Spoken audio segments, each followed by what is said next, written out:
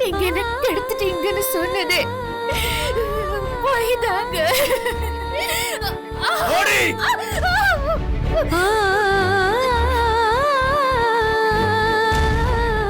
Excuse me sir. Sir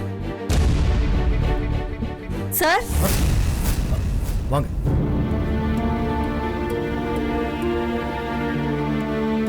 sir இந்த ஃபைல்ல ஒரு சைன் பண்ணணும் சார். இதெல்லாம் நான் அப்புறம் சைன் பண்றேன், நீங்க கொஞ்சம் கிளம்புங்க. இல்ல சார், ரொம்ப இம்பார்ட்டன்ட் ஃபைல். அதான் அப்புறம் சைன் பண்றேன்னு சொல்றேன். இல்ல ஒரு வாட்டி சொன்னா புரியாதா உங்களுக்கு? எடுத்துட்டு போங்க. Sorry sir.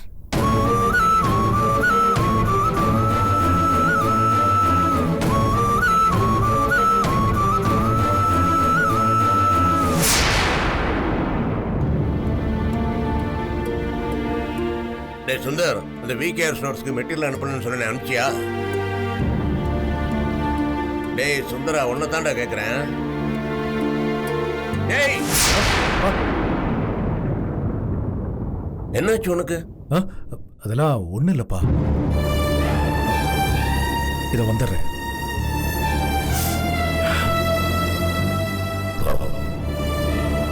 என் மனசு படுற வேதனை எனக்கு புரியுது. என் பொண்டாட்டி கொஞ்சம் நெஞ்ச துரோகமா பண்ணிருக்கிறான்.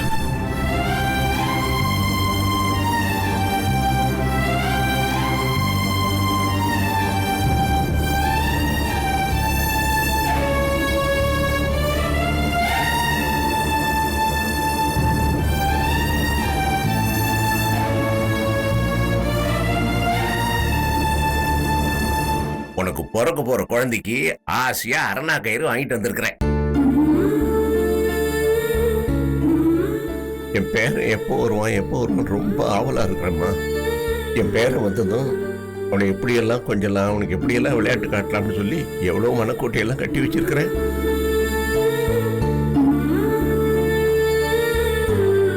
இப்படி ஏதாவது இருந்தா சொல்லிடுமா. மாமா தாங்க வரான்னு பயப்படாத. எதுவா இருந்தாலும் தாங்கி தானே ஆகணும். அப்படிலாம் ஒண்ணும் இல்ல மாமா. நான் எதுக்கு உங்ககிட்ட மறைக்க போறேன்? இவ கர்ப்பமாவே இல்ல, இவ வயித்துல கட்டியும் இல்ல. எல்லாம் டிராமா.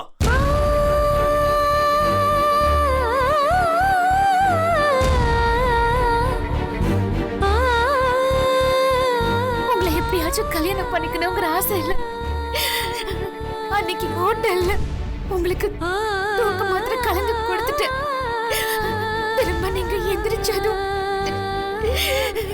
என்ன கெடுத்துட்டதா போய் சொல்லிட்டேன்.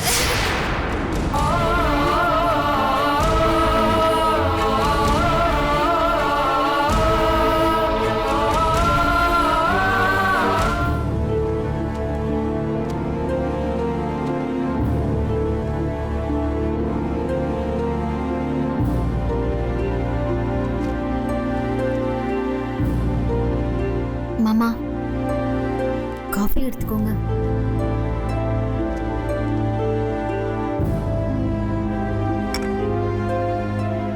மாமா,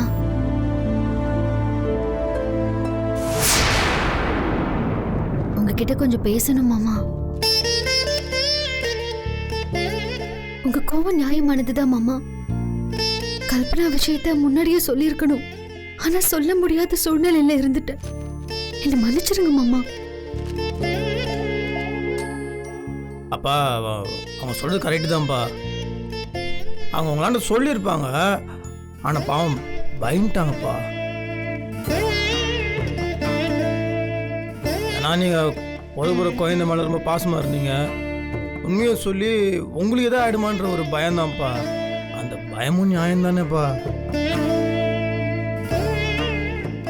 உங்களுக்கு அவங்கள பற்றி நல்லா தெரியும்ப்பா. அவங்க எதுக்குப்பா மறைக்க போகிறாங்க?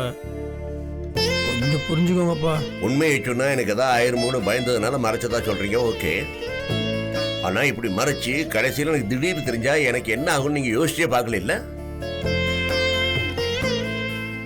எத்தனை நம்பிக்கை வச்சு உங்களை அவ்வளவு நம்பினேன். ஆனா கடைசி நிமிஷத்துல நான் அப்படி ஏமாத்திட்டீங்களா? வலிக்குதுரா, உயிரே போற மாதிரி வலிக்குது.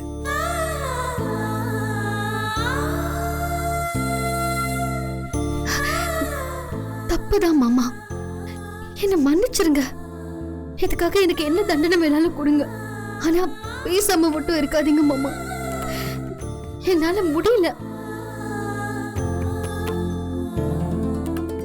அப்பா நான் சொல்றேன், தப்பா எடுத்துக்காதீங்க. இல்ல நம்ம குடும்பத்துக்கும் அனிதாவோட அப்பா குடும்பத்துக்கும் ஏதோ ஒரு பிரச்சனை இருக்குது, ஏதோ பகை இருக்குதுன்றது எல்லாருக்குமே தெரியும்.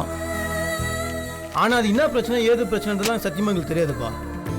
உங்களாண்ட கேட்டோம், நீங்க சொல்லவே இல்லை. நீங்க ஏன் சொல்ல? நம்ம குடும்பம் நல்லா இருக்கணும், அதனால எந்த பிரச்சனையும் வரக்கூடாதுன்றதுக்காக நீங்க இந்த விஷயத்த மறைச்சிங்க. உங்க சூழ்நிலை எங்களுக்கு புரிஞ்சுது.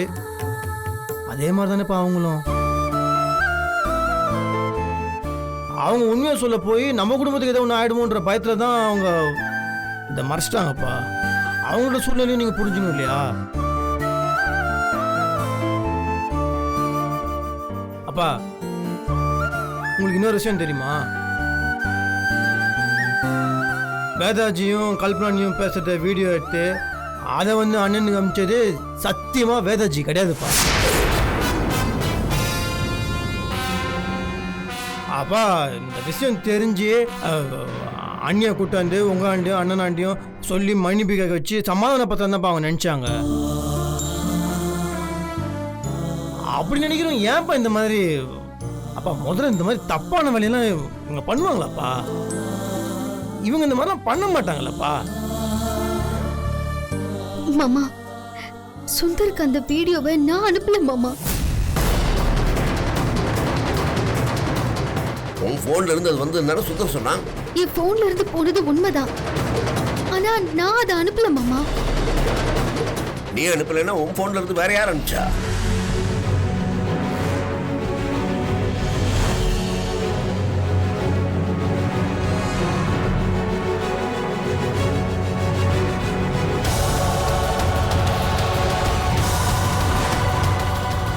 என்னம்மா, வேற யார் அனுப்பிச்சிருக்க முடியும் உன் போன்ல இருந்து? அனிதாவா இருக்குமோ? மாமா கிட்ட சொன்னா பெரிய பிரச்சனை ஆயிடும் போல இருக்கே. என்னம்மா யோசிக்கிற? இதுக்கு மேலேயும் அமைதியா இருந்தனா ஏதாவது சொல்லி நம்ம மேல சந்தேகத்தை வர வச்சிருவோம். எதையாவது பேசி டைவர்ட் பண்ணிடுவோம். யாரா இருந்தாலும் சொல்லுமா, ஏன் யோசிக்கிற? மாமா சொல்லு, யாரு? அது எனக்கா? யார சொல்ல போறீங்க?